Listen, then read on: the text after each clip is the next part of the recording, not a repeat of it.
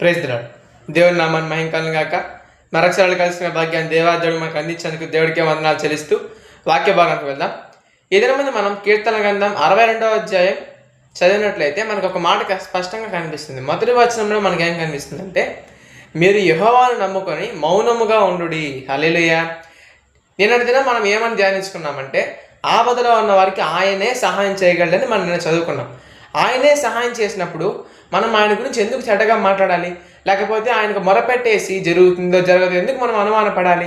మన కింద వచ్చాను చదివినట్లయితే, ఆయన ఎందుకు నమ్మకం ఉంచుడి, ఆయన నమ్మకం ఉంచి మౌనంగా ఉండుడి, ఆయనే ఆశ్రయ దుర్గము, ఆయనే మనకి ఎత్తైన కోట అంటూ అనేక విధాలుగా దావీదు భక్తుడు యేసు ప్రభువుని పొగుడుతూ ఉన్నాడు. అంత గొప్ప దేవుడిని మనం పెట్టుకొని మనం ఎందుకు ఆయన్ని అడిగి కూడా మనం ఎందుకు సందేహపడాలి? సందేహపడకుండా మనం కానీ ఉండగలిగినట్లయితే మనకున్న సమస్యలన్నింటి నుంచి కూడా దేవుడు విడుదల కలిగించగలడు. అలాగే కింద మన సమస్యని విడుదల కలగాలంటే ఒక చిన్న మాట కనిపిస్తుంది. అదేమిటంటే, మన హృదయములను ఆయన సన్నిధిని కుమ్మరించాలని మనకి బైబిల్ గ్రంథం సెలవిస్తుంది. 62వ అధ్యాయం చాలా అద్భుతమైన అధ్యాయం. మనం కానీ చదివినట్లయితే, నీ హృదయంను ఆయన సన్నిధిని కుమ్మరించినట్లయితే ఆయన సహాయం చేయడానికి సిద్ధమై ఉన్నాడని మనకి బైబిల్ గ్రంథం సెలవిస్తుంది.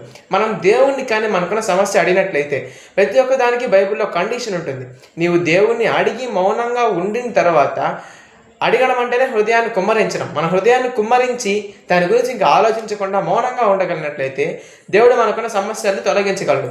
ఎందుకంటే సొనుగులు దేవుడికి నచ్చదు. సొనగడం దేవుడికి అసలు నచ్చని మాట. కాబట్టి దేవుని నామాన్ని మహింకరంగా దేవుడిని అడిగి ప్రతి ఒక్కటి మనం పొందుకుందాం. ఈ వాక్యం దేవుడు దీవించి ఆశీర్వదించును గాక. ఆమేన్.